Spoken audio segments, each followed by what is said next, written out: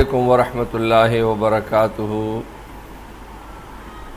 آج ہمارا موضوع منتروں کے متعلق ہے۔ منتر الفاظ کے 69 تلے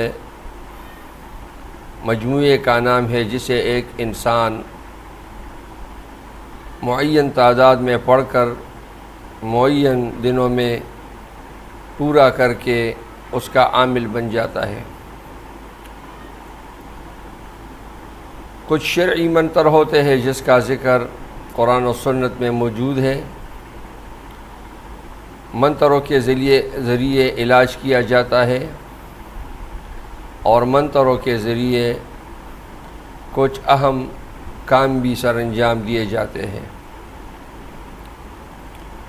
شرعی منتروں کے علاوہ جو عربی میں مذکور ہے، مثال کے طور پر سورہ فاتحہ، سورہ فلق والناس، یا بعض آیتیں، یا نماز کے بعد وظائف معین تعداد میں، جیسے کہ نماز کے بعد 33 بار سبحان اللہ، 33 بار الحمدللہ، 34 بار اللہ اکبر، ان کو شرعی منتر کہا جاتا ہے۔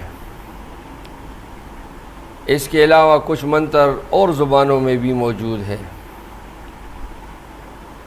اسلامی نقطہ نظر سے اگر منتر کے الفاظ کا معنی معلوم ہو، خواہ وہ کسی بھی زبان میں ہو، اور ان میں شیاطین یا طاغوتی قوتوں سے استعانت نہ کیا جائے تو وہ منتر جائز ہے۔ اگر ایک منتر عربی میں ہو یا کسی اور زبان میں ہو، لیکن ان میں شیاطین یا طاغوتی قوتوں سے استعانت پایا جائے تو وہ منتر کفر ہے، یعنی ناجائز ہے۔ آج کل دنیا میں لوگ زیادہ تر سنسکرت زبان کے منتروں کے گرویدہ ہو چکے ہیں۔ بنگالی زبان کے منتر بھی بہت مشہور ہے، انگریزی زبان میں بھی منتر ہے۔ اس کے علاوہ اردو، پنجابی، سندھی، پشتو میں بھی منتر موجود ہے۔ پشتو میں منتروں کو درہا کہا جاتا ہے۔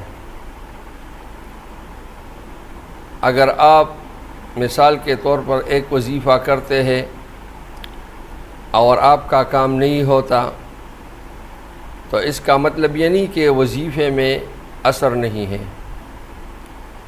بلکہ آپ کو اس وظیفے کے عامل سے اجازت لینا ہوتا ہے۔ مثال کے طور پر قرآن کریم کا کچھ آیتیں اگر آپ بطور وظیفہ پڑھتے ہیں تو آپ کو ثواب ہوگا، لیکن ضروری نہیں کہ آپ کا کام ہو جائے۔ اور یہی آیتیں اگر آپ کسی عامل سے باقاعدہ اجازت کے طور پر لے لیں تو ثواب بھی ہوگا اور کام بھی ہوگا۔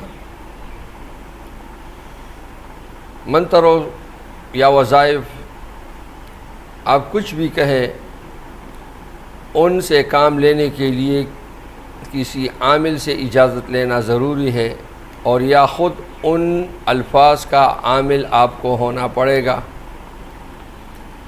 عامل بننے کے لیے کسی استاد سے اس وظیفے یا منتر کا اجازت لے کر، اور اس کا طریقہ، اس کے دنوں کا طریقہ، اس کا تعداد معلوم کر کے مخصوص جگہ پر بیٹھ کر آپ اس منتر یا وظیفے کو پکا کر سکتے ہیں۔